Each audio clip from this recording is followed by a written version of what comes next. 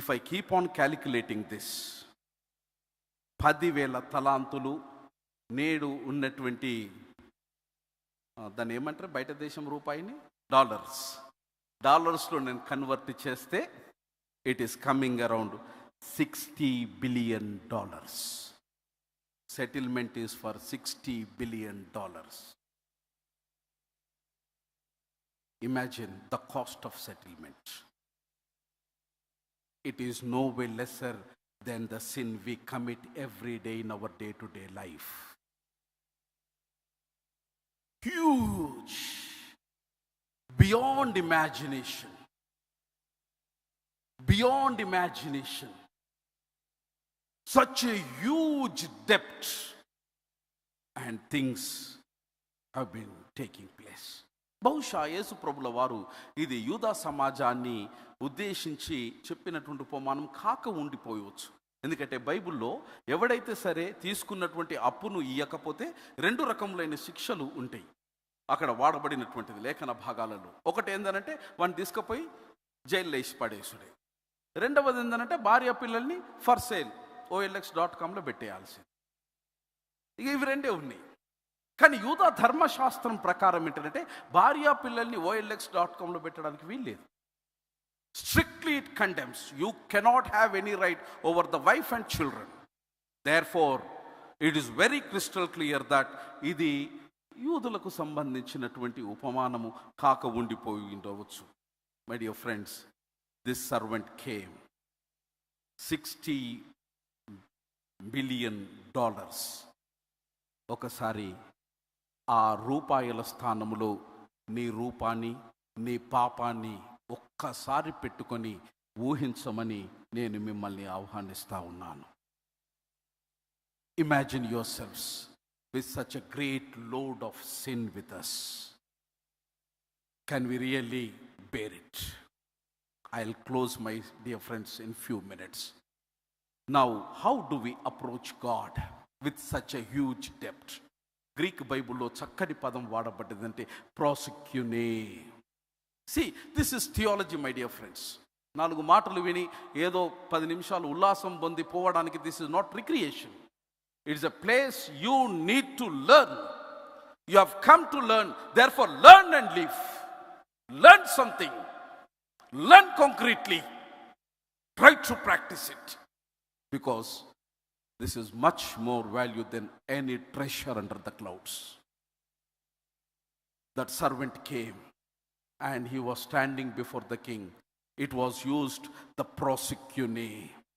ప్రాసిక్యూని అన్న పదం అర్థం ఏంటంటే వాడు రాజు ముందు వచ్చి శరణము శరణమని సాష్టాంగపడి 2 చేతులు ప్రణమిల్లేండు. No, I cannot repay you. దయచేసి నా యందు నువ్వు కనికరించు.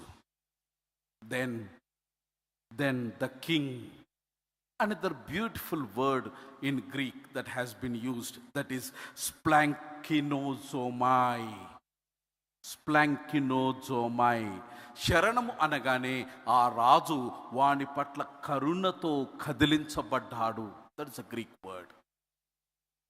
ఇక ఏమి మాట మాట్లాడకుండా ఏమన్నాడనంటే, సరే, శరణం అన్నోనికి ఊర్లలో ఒక శాస్త్రం ఉంది.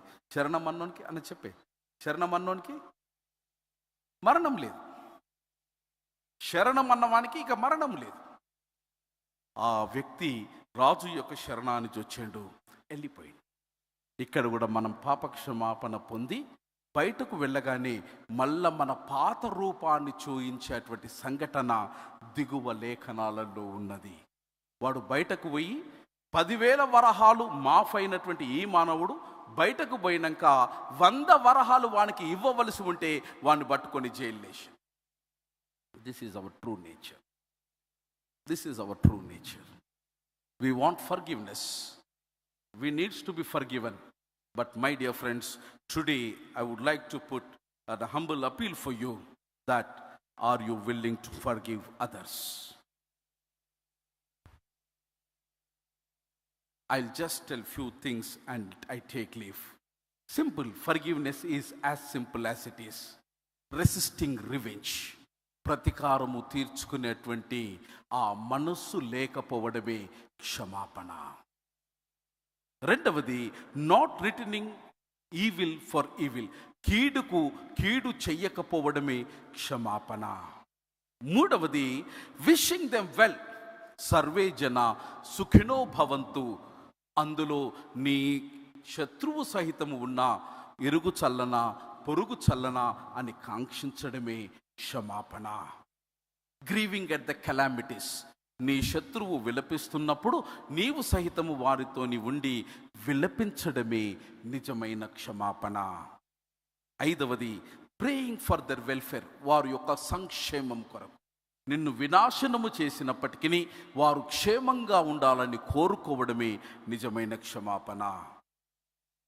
ఆరవది, seeking reconciliation so far as it depends on you, ఎదుటి వ్యక్తితో సఖ్యత కలిగి ఉండడమే క్షమాపణ.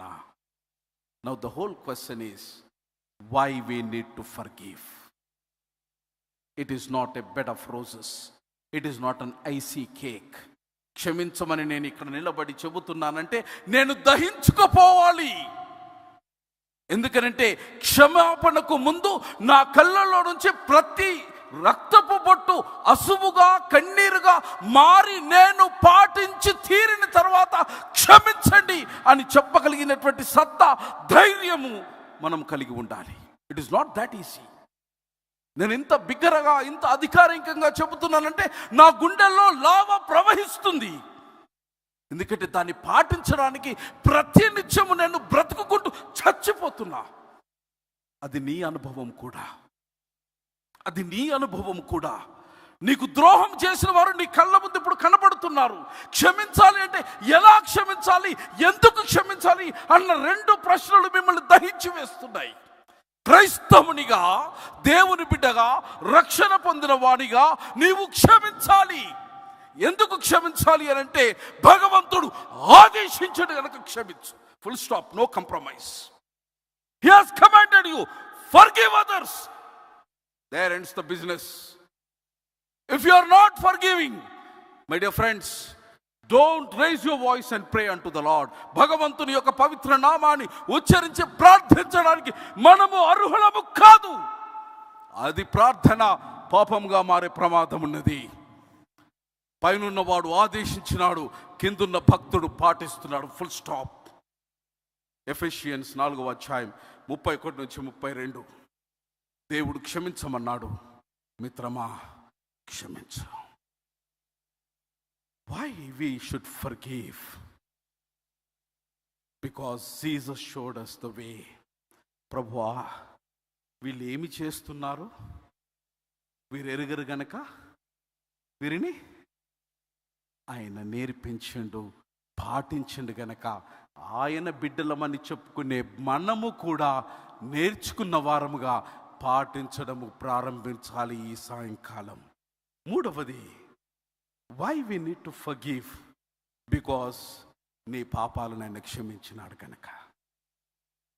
నీ పాపాలను, మన పాపాన్ని మనము చూసుకొనేకే అసహ్యమవుతుంటే మనము చేసిన ఎన్ని పాపాలను ఆయన చూసి మన పట్ల అసహ్యము చెందకుండా ఆరాధన భావముతో, ఆప్యాయముతో ఆలింగనము చేసుకోవడానికి ఈ సువర్ణమైన అవకాశాన్ని నీకు ఇచ్చిండు గనక ఇతరులకు కూడా ఆ అవకాశాన్ని కలిగించు. మిత్రమా, లావాలు ప్రవహిస్తున్న నీ గుండెల్లో నుంచి క్రీస్తు ప్రేమ అనేటువంటి ఆ చల్లదనముతో ఆ లావాను ఆపుకో. మిత్రమా, భగవంతుడు అంటున్నాడు, నేను నిన్ను క్షమించినాను గనుక దయచేసి నువ్వు క్షమించలేవా? మనం ప్రార్థన చేస్తున్నాము గనక క్షమించాలి.